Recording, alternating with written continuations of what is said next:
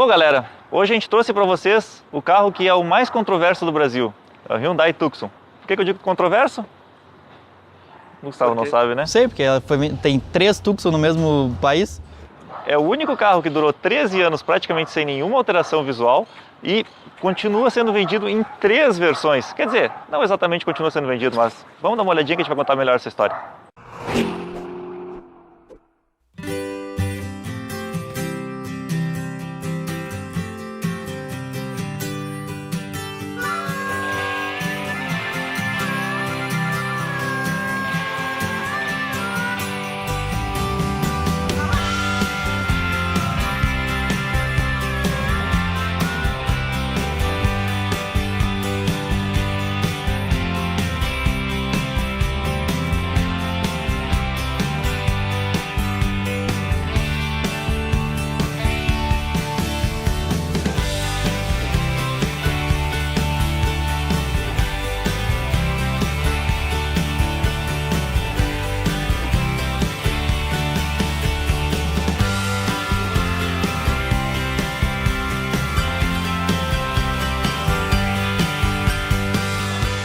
Esse carro ele surgiu em 2004 com a clara intenção de salvar a marca dos maus resultados que ela vinha tendo.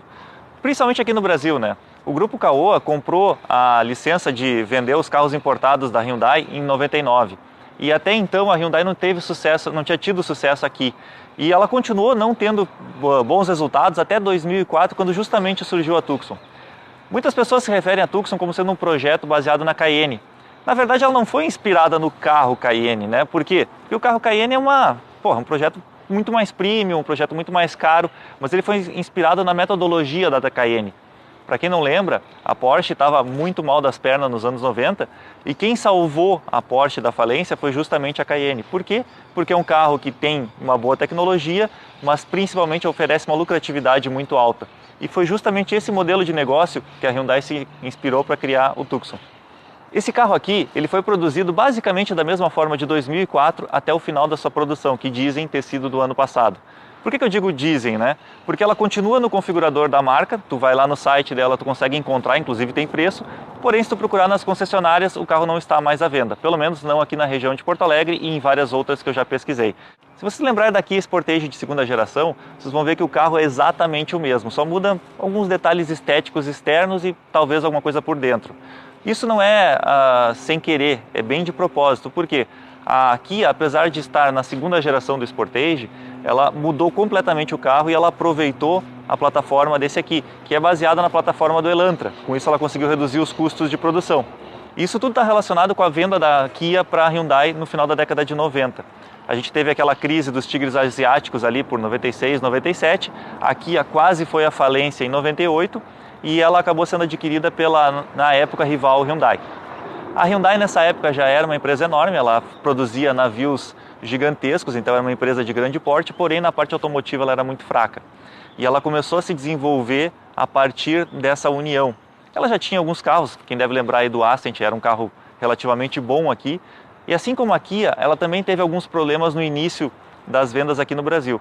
A Kia ela era revendida por uma marca brasileira, e essa marca ela tinha feito alguns acordos com o governo de receber incentivos fiscais desde que construísse uma fábrica. Bom, isso gerou uma dívida enorme com o governo e que depois que a Hyundai comprou a Kia, ela adquiriu também a dívida com o governo. Então ela não poderia construir uma fábrica aqui no Brasil enquanto não quitasse essa dívida. A saída foi achar um importador independente, que no caso era a Caoa, que já era famosa por revender os veículos da Ford. A Caoa construiu a imagem da marca, vocês devem lembrar muito bem daí das propagandas meio exageradas, mas que contribuíram para o desenvolvimento dela. Tucson 2010. Eleito pelo JD Power, o melhor do mundo. Eleito pela Quatro Rodas, o melhor do Brasil. E quem realmente começou a trazer lucro para a Caoa e para a marca Hyundai foi este carro aqui. Por isso que a gente acha ele tão importante, é por isso que a gente quer contar um pouquinho da história para vocês. Mas como é que uma marca conseguiu vender um carro com o mesmo design por tanto tempo? Esse carro ele tem vários atributos. O primeiro dele é o fato dele ser um SUV. Ele tem 20 centímetros de altura do solo, o que garante a ele que ele passe em ruas alagadas, consiga sobrepor os obstáculos que a gente tem aí nas nossas ruas brasileiras. Tu consegue inclusive até subir um cordão de calçada se tu quiser. Não é o adequado, mas se precisar, né? E ele oferece também um porte bem avantajado. Quem anda no carro sabe que a posição de dirigir é realmente de um SUV. Mas ele tem algumas características interessantes. Esse aqui é o modelo 2007 e a versão GL, a mais simplesinha delas, digamos assim, mas ela tem umas coisas legais. Por exemplo, qual é o outro carro aqui no Brasil que tu abre a janela do porta-malas para acessar as compras aqui dentro? Não tem, né? Lá fora até tinha, mas aqui no Brasil eu não conheço.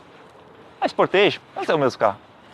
E falando em porta-malas, o porta-malas desse carro tem um espaço, digamos assim, bem generoso. São 528 litros, que são mais que adequados para uma família de porte médio a grande. E ele tem um negócio que a gente sempre gosta de mostrar e que cada dia está ficando mais raro. Ele vem com um step do tipo convencional e com roda de liga leve. Infelizmente, os ladrões adoram isso também, né? Mas não é só o espaço do porta-malas que o torna um pouquinho diferente. Ele tem, por exemplo, a tomada 12 volts, que era encontrado em alguns carros tipo o Fox, hoje em dia não tem mais. Vem com luzinha, vem com uma redinha de proteção aqui para colocar alguns objetos e ele vem com uma tampa retrátil. Inclusive, se você for comprar uma Tucson usada, tome bastante cuidado com essa tampa. Isso aqui é uma das peças mais difíceis de se encontrar para a reposição do carro. Esse carro aqui ele era oferecido na versão 2.0 16 válvulas, com motor beta de 142 cavalos, e é exatamente o que a gente tem aqui. Ele também foi oferecido na versão V6 com 175 cavalos.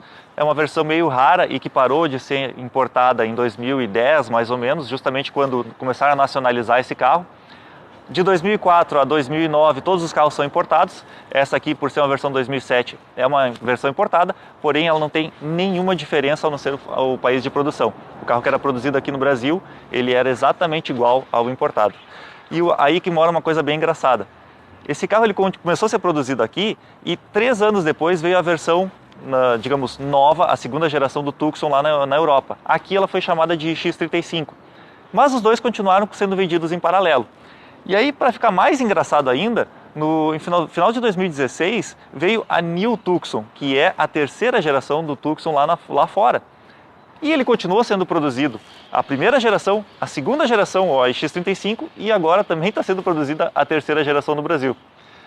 Eu não conheço outro carro que teve uma história tão engraçada assim, ou pelo menos complicada, né, ou complexa, sei lá.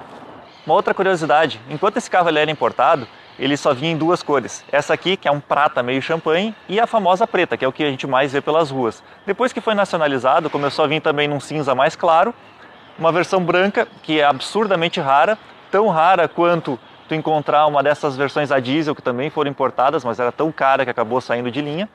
E a única alteração estética que ela realmente teve foram as rodas. Eu já comentei rapidamente sobre esse motor. Esse aqui é o motor chamado Beta, é um 2.0 16 válvulas de 142 cavalos e só funciona a gasolina. Em 2013 foi lançada a versão Flex, continua sendo o mesmo motor Beta, então ele só foi adaptado, naturalizado ao gosto brasileiro. Eu sou um cara que não gosta de motores Flex e esse motor aqui ele representa bem por que eu não gosto disso. A versão gasolina já não era muito reconhecida por ser econômica, ela é meio gastadora, assim, ele faz em torno de 6 km por litro na cidade e 10 na estrada. Quando a Hyundai tropicalizou o motor e transformou ele para funcionar com etanol ao mesmo tempo, eles conseguiram piorar o consumo. Tem gente que diz que chega a piorar em 30%. Eu duvido que seja tudo isso, mas que ele realmente aumentou o consumo dele depois do ano 2013, aumentou. Esse motor ele tem um projeto um pouquinho mais antigo, ele é um projeto da década de 90. Então ele usa o bloco em ferro fundido, ele tem comandos duplo no cabeçote, mas ele não tem variador de fase. Ele ainda tem o coletor de admissão todo em alumínio. Ele usa uma borboleta via cabo, não é borboleta eletrônica. Porém, esse motor tem uma grande vantagem e isso ajudou muito a Hyundai a fortalecer a marca no Brasil. Ele é absurdamente confiável. Quem tem esse carro sabe, dificilmente esse motor vai te dar problema mecânico. Bom, galera, então antes da gente mostrar o por dentro do carro, né, nós dentro, vamos mostrar alguma função bem legal do banco traseiro. A gente consegue baixar o banco traseiro e ele vai ficar praticamente plano com o porta-malas. Então isso aumenta muito o tamanho do porta-malas, a gente consegue carregar alguma coisa bem comprida aqui. Se a gente colocando esse banco então mais para frente ainda, olha, olha o espaço que a gente consegue carregar uma coisa muito comprida. Isso é muito legal mesmo. E aqui ó, a gente consegue ainda ter, no banco a gente tem mais umas presilhas aqui que a gente consegue segurar essa carga que nós estamos transportando. Tá, a gente mostrou que com o banco baixado ele realmente é bem grande, mas como é que tu tá agora, sentadinho aí, com os bancos regulados certinhos? Muito bem, um SUV grande. Pois é, essa é uma das grandes vantagens do carro também. Para pessoas que têm famílias e quer levar as crianças e tal, tu bota 2 cadeirinhas aqui atrás com tranquilidade e eventualmente até uma terceira pessoa aqui no meio. Claro que não é aquela coisa bem folgada, mas vai super bem, principalmente porque o túnel dela é 100% plano, não tem nenhum ressalto.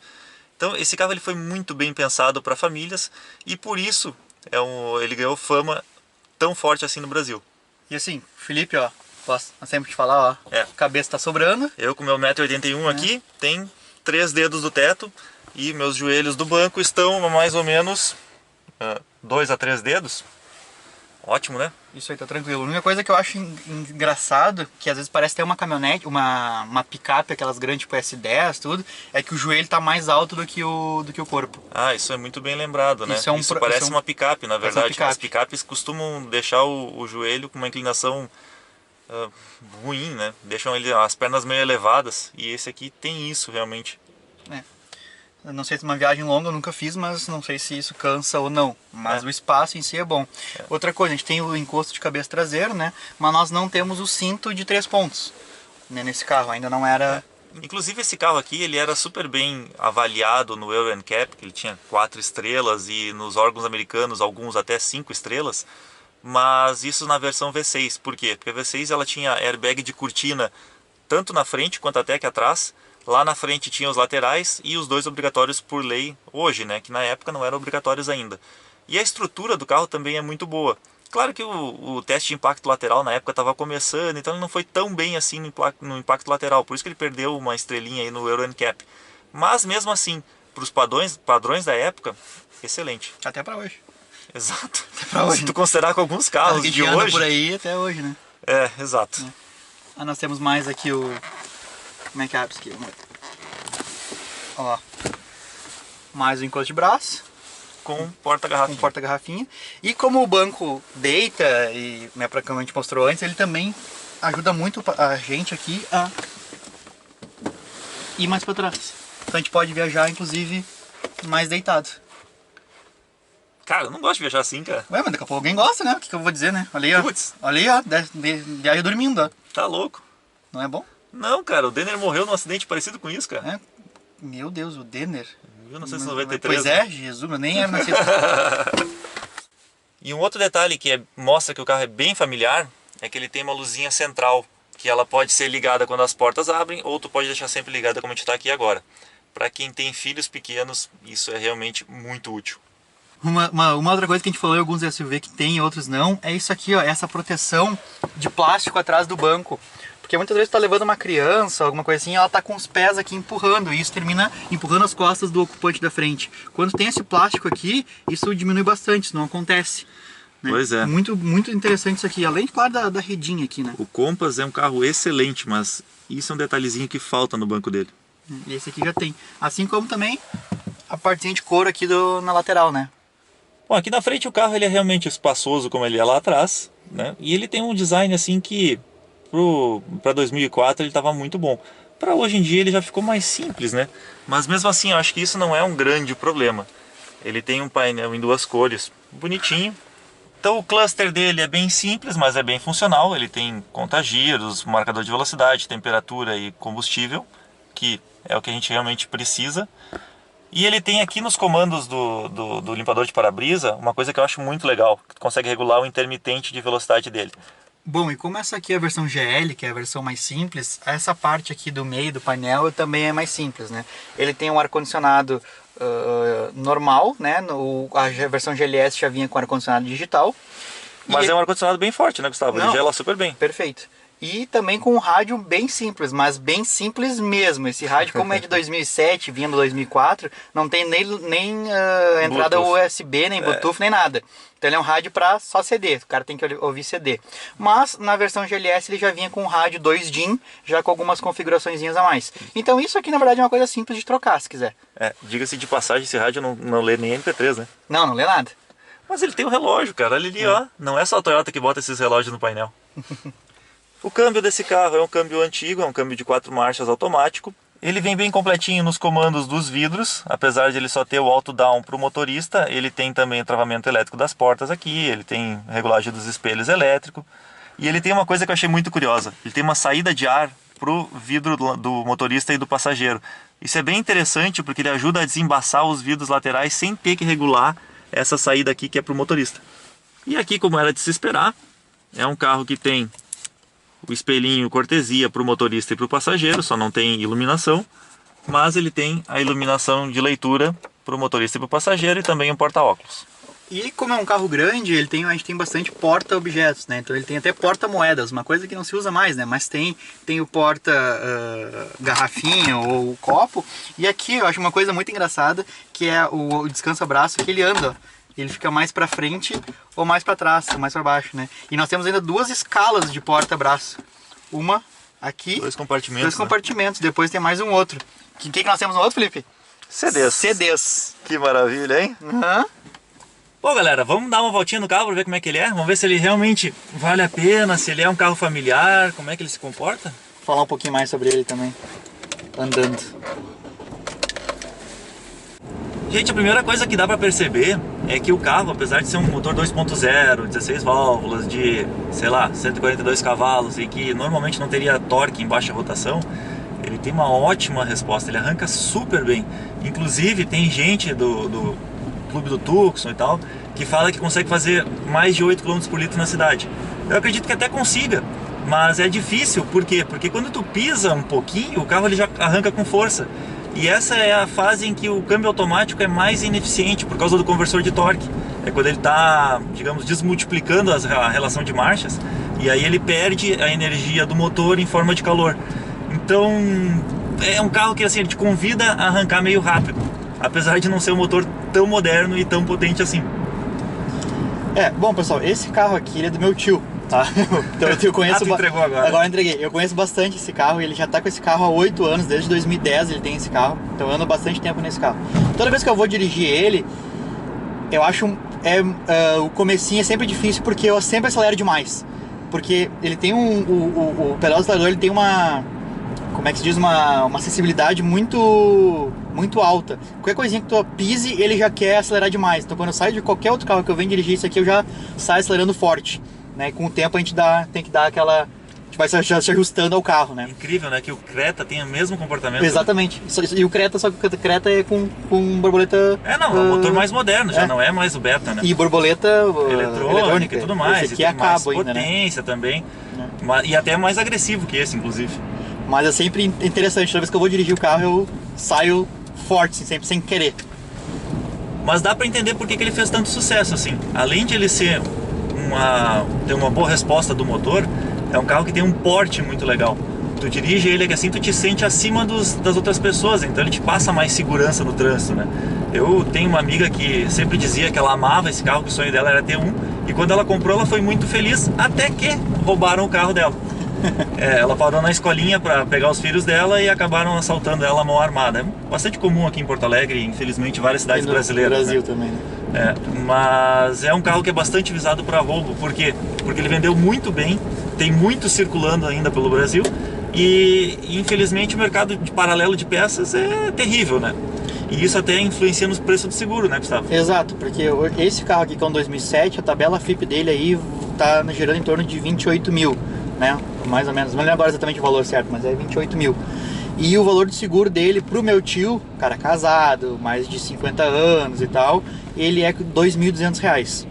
Ou seja, quase 10% do valor quase do carro. 10% do valor do carro. É um valorzinho, claro, para um SUV e tal, até talvez seja dentro do padrão do mercado. Mas é um valorzinho um pouco alto, né? Exatamente por causa disso que o Felipe falou, né? Roubo e peças e etc. E falando em peças, até é bem fácil de encontrar peças no mercado paralelo, o que é muito bom. Ela, depois que foi nacionalizada, facilitou, mas mesmo antes, como ela vendia muito bem quando era importada, já tinha em autopeças especializadas em peças importadas, já tinha bastante coisa disponível.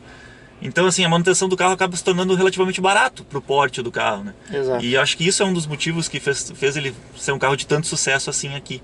Isso, se for ver assim, o valor de peças, como meu tio fala, o valor de peças é condizente com o mercado, né? E fácil de achar. Qualquer lugar que tu vai, tu tem peça para Tucson. E até repetindo uma coisa que eu já tinha falado antes, como o carro nacional é exatamente igual ao importado, então todas as peças dos carros de 2004 a 2010 são as mesmas de 2010 para frente.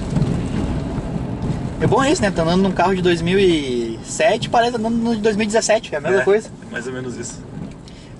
O Tucson, ele tem, o que os donos reclamam mais do Tucson são 2 itens, assim, né? Que é um que a gente já citou, que é o consumo, né, desse carro. Ele faz em torno de 6 km por litro na cidade e 10 na estrada, ou seja, é um consumo elevado. A gasolina, né? A gasolina. É um consumo elevado para um carro motor 4 cilindros, né, 2.0.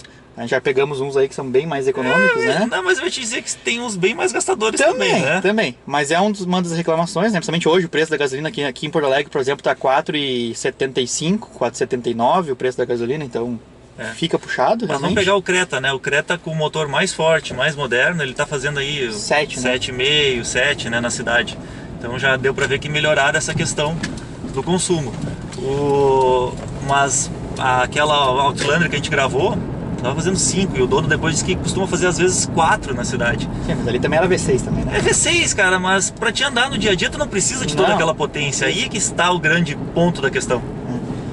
E a segunda reclamação desse carro também que os donos têm é um barulho na suspensão dianteira, um barulho permanente na suspensão dianteira. Esse aqui tem, inclusive, Esse aqui tem, inclusive, né, a gente andando. E se tu levar na concessionária, na mecânica, tu olha e não tem nada, não tem nada folgado, não tem nada, mas tem um barulho.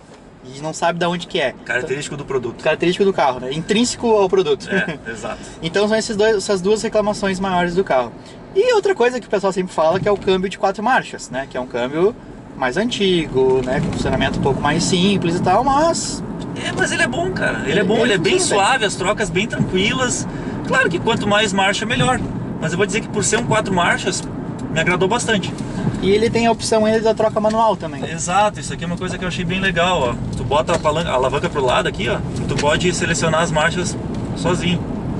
Curtir, né? Daquela maneira que tu não gosta, né? Daquela que eu não gosto, é pra frente aumenta, pra trás reduz. E ele não seleciona tão rápido assim também, mas tudo bem.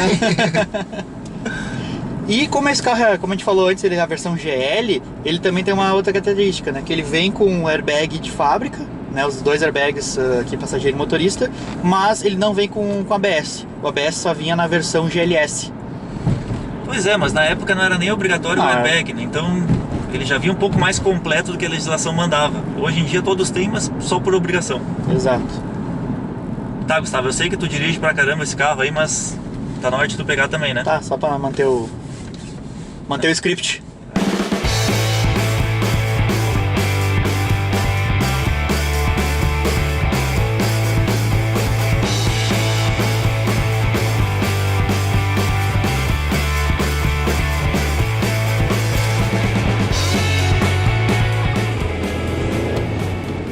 Tá no bucho, Gustavo. Vê se anda.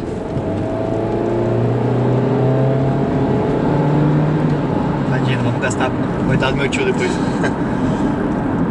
Digamos que assim, ela arranca muito bem, mas depois... Depois não vai. Não vai. Falta força, né? Assim, pra mim, assim, a coisa mais diferente é realmente a posição de dirigir, né? Que é uma posição, além do carro ser elevado, a posição de dirigir também é elevada, né? Ela é alta, né? Então isso é muito diferente, né? Quem vai dirigir um SUV, assim, pelo menos desse tipo, isso é a coisa que mais chama atenção. Mas é o que se espera de um SUV, né? Exato, não, claro. É só que é a diferença, né? Uma outra coisa que eu também sempre me bato no começo é o tamanho da coluna aqui Coluna A. Da coluna A. A coluna A eu acho ela muito grande, muito larga. Ela termina atrapalhando um pouco a visão, né, na hora de dobrar. Tu vai fazer uma curva aqui para a esquerda, para a direita não tanto, mas para a esquerda aqui, ela atrapalha bastante a tua visão enquanto tu vai fazer essa curva. Principalmente para quem tem problema no olho esquerdo, né? No meu caso. Eu não tenho, mas é ruim. Pra mim é pior. Isso eu sei porque eu tô acostumado a andar com esse carro aqui, né? Então daí eu sempre me bato com essa coisa aqui. Mas isso é questão de costume também, né? Podia talvez ter uma janelinha aqui, alguma coisa que às vezes acontece, né? Cara, é que antigamente, digamos que nos carros mais antigos eles não tinham tanta preocupação da coluna A. Os mais novos, tipo o projeto do Renegade, Toro e Compass, eles meio que torceram a coluna A, então ela ficou atravessada assim. Então, quando tu olha do motorista, tu não enxerga ela tão larga. Mas se tu olhar da posição do passageiro aqui, tu vai ver que a coluna A dessa linha de carros, ela é bem larga. Então, eles mudaram um pouco o formato para facilitar a visão pro motorista, né? De resto, eu acho o carro muito gostoso de dirigir e tal. Não tem um desempenho absurdo, né? Mas é um carro família, né? E eu acho que né? atende muito bem essa expectativa, digamos assim. Realmente, pra família, pô, é um espaço muito grande, o porta-mala é gigante. Hoje em dia tu pega o SUV aí com porta-mala de 300 e poucos litros, né? Tipo o Renegade, que absurdo, cara. É um carro bastante versátil também, o rebatimento dos bancos é bem fácil, bem plano, bem legal. Eu acho que ele é bem equipadinho, apesar de ser a versão de entrada, ele tem vários acessórios que hoje a gente já não vê em alguns carros. E, enfim, gostei bastante do carro, acho que andar no carro explica muita coisa. Explica por que ele fez tanto sucesso, explica por que ele foi o carro responsável por começar a dar lucro para a Caoa e por ter colocado a imagem da Hyundai lá em cima. Quem está buscando um usado, esse aqui pode ser uma grande opção, até mesmo porque tem carros aí no mercado a valores bem baixos e muito bem conservados. O que ele não tem realmente são coisas mais, hoje em dia, mais corriqueiras, né? Por exemplo, um rádio mais com Bluetooth, mais cheio de coisinha. Não tem nessa versão, mas tem versões que tem. Então aqui é fácil de trocar, o rádio é uma das coisas mais simples que tem que trocar no carro, né? Se quiser colocar um rádio aqui com Bluetooth ou com USB, ou o que seja, né? E ele não tem, lá atrás, como é que é, Felipe? Câmera de ré, sensor de estacionamento, essas coisas assim, ele não tem. Também, nessa versão. Nessa versão aqui, que pode ser adaptado também. Também, exato. Agora tem um item de manutenção que é caro nesse carro, né? Como todo SUV.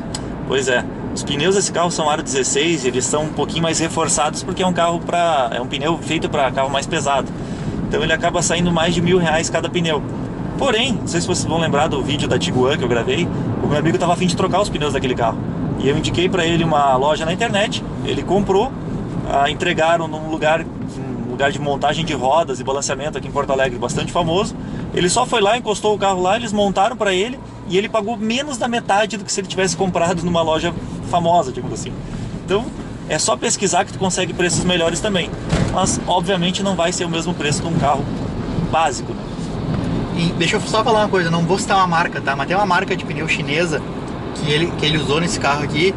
Cara, eu não posso citar o nome, mas não usem, cuidem dessas marcas chinesas. O pneu novo, na chuva, parecia um pneu velho desgastado. Tu acelerava o carro distracionava. Tu freava, o carro não parava. Horrível, ele ficou poucos meses com aquele pneu, já trocou e botou um outro pneu. Perguntem nos comentários que o Gustavo responde. Depois eu falo. Tá, Gustavo, eu já dei minha opinião sobre o carro, mas e a tua? Tu teria esse carro? Cara, eu não teria esse carro. Ué, por quê? O carro em si eu acho legal. A gente tem uma manutenção legal, tudo boa, só que é um SUV muito grande que eu não preciso, eu não tenho família, eu não preciso. E outra coisa que mata é consumo.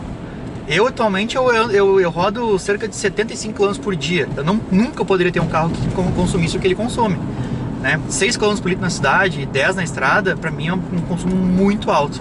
Eu nunca poderia ter esse tipo de carro.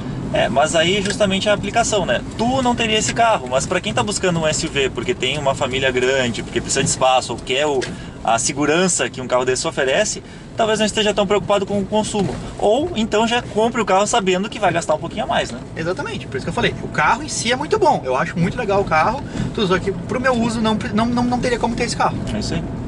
Bom, eu queria agradecer então ao teu tio por ter nos emprestado o carro, por ter nos dado essa oportunidade aqui de falar de um carro tão importante para a história da marca e até mesmo para a história dos carros brasileiros. Então tá, galera, se vocês tiverem mais alguma dúvida, alguma pergunta, faça aqui embaixo nos comentários que na medida do possível a gente vai responder a todos. Valeu! Valeu!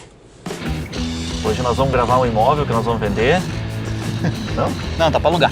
Tem até uma graminha sintética ali, cara, dá pra jogar um futebolzinho. Tá escrito Stella ali, ó, então deve ser depois de cerveja. Opa, essa eu gostei, cara, agora sim, agora eu me senti em casa. Mas a gente não veio falar de carro, não? Vamos falar de caminhonete. Puta, tu é velho, hein, cara, isso nem é mais chamado de caminhonete, é uma SUV, cara. A caminhoneta. Olha o gol da Alemanha! Mais um gol da Alemanha! Deixa eu me lembrar agora o que eu ia falar. Não era isso, cara. Não consigo linkar as coisas que eu queria falar, cara. Eu não consigo linkar o que eu queria falar, cara. Eu quero linkar com a Kia. Mas não tô conseguindo linkar, cara. Não tô conseguindo fazer uma conexão das duas. Tinha o Cefi. Não, o Cefi era da Kia. Era bom, pena que ficou sem peça. Vai gravando. Eu tô gravando. Acho que eu não botei pra gravar. Ai, quebrei de novo. Ele é o cara do GPS, né? Aí, ó. guia das ruas de Porto Alegre. É o cara do GPS. 2007, 2008. Veio com o carro, acho. Bom, se tu aguentou até o final é porque deve ter gostado do vídeo. Então não se esquece de se inscrever no meu canal e tu também pode dar uma olhada no canal Contabilidade TV, que é um canal parceiro nosso, onde ele posta todos os dias pelo menos um vídeo com dicas financeiras. Não esquecendo, claro, da nossa página no Facebook e no Instagram, onde vocês vão poder ver em primeira mão o carro que a gente acabou de gravar e que ainda não foi ao ar.